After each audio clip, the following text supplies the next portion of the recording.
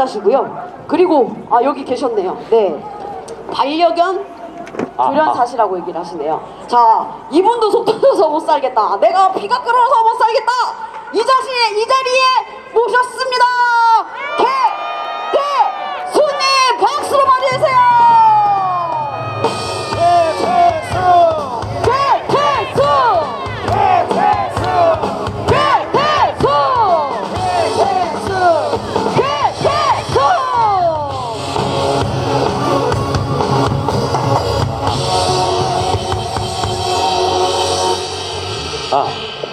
네, 반갑습니다. 애국지사 여러분.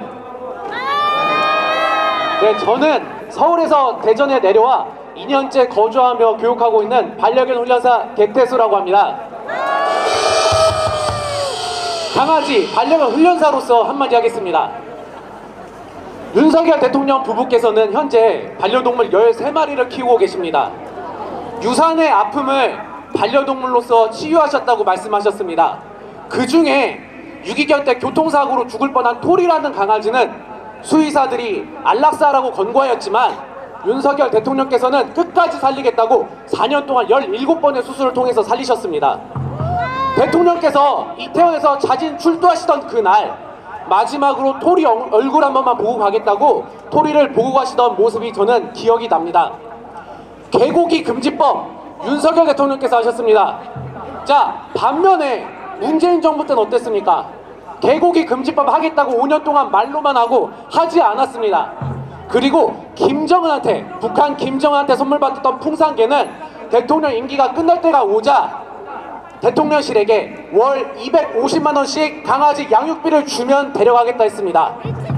대통령실에서 그것을 거절하자 끝끝내 문재인은 광주 우치 동물원에 개 2마리를 버렸습니다.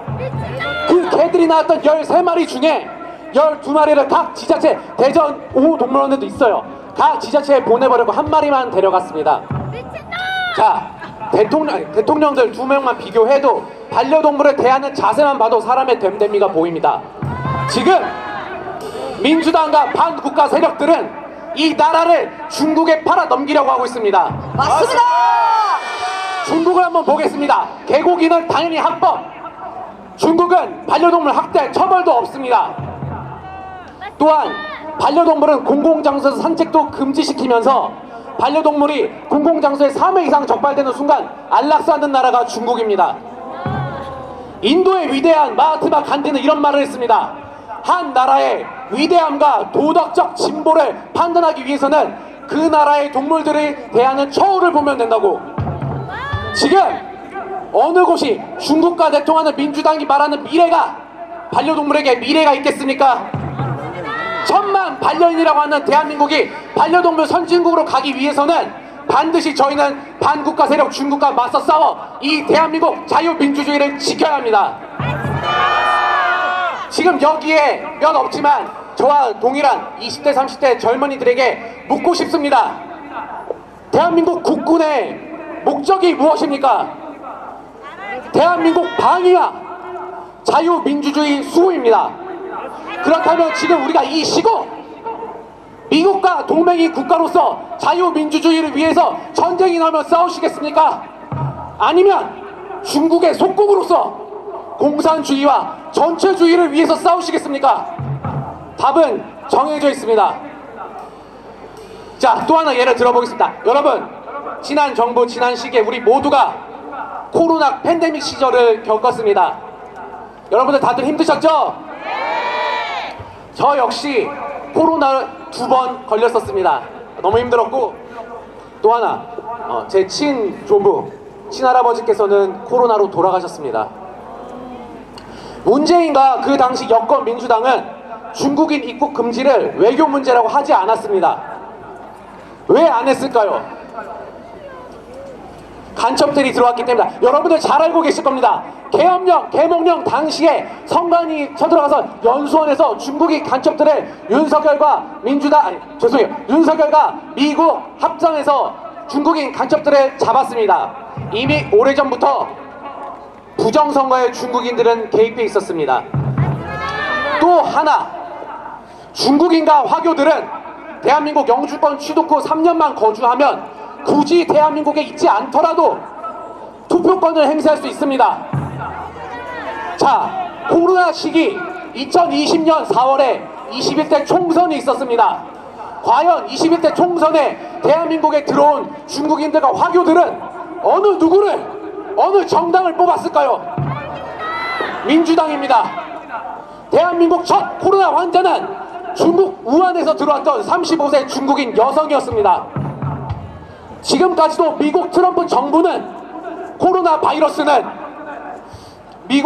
중국 우한 실험실에서 유출된 바이러스가 많다고 공표하고 있습니다. 문재인과 민주당은 중국인 입국을 막지 않았고 대한민국은 2020년 3월 중국 뒤를 이어서 코로나 확진자 수 세계 2위였습니다. 그리고 2023년 8월까지 추산해본 결과 제 할아버지를 포함해서 대한민국에 35,000명 넘게 코로나로 희생되었습니다.